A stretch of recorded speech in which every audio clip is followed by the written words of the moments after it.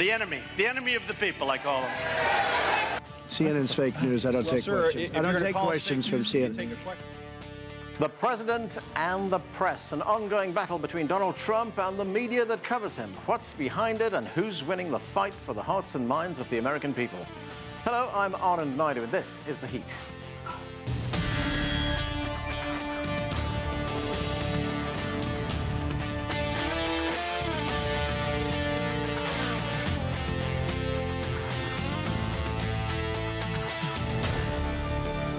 A number of past U.S. presidents have had issues with the press. Bill Clinton was angered by repeated stories about his business dealings and alleged sexual transgressions.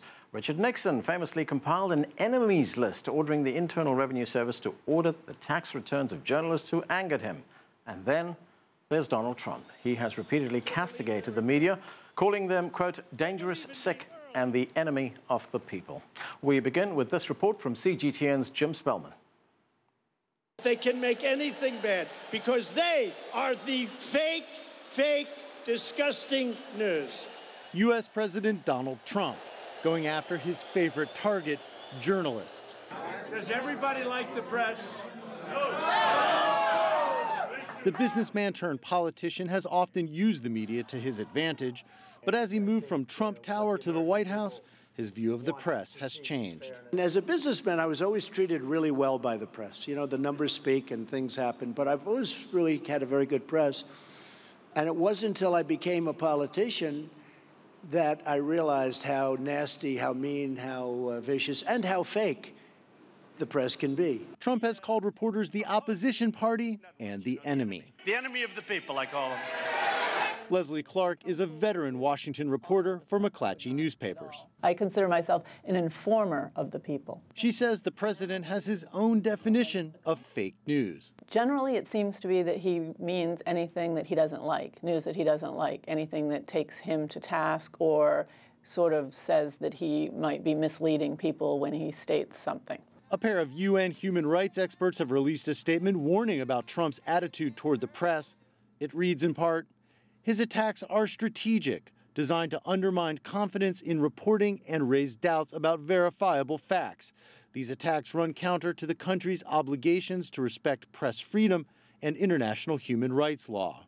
Trump especially likes to single out the Washington Post, the New York Times, NBC, and most notably, CNN, calling the network the least trusted name in news on Twitter and snubbing their reporters at news conferences.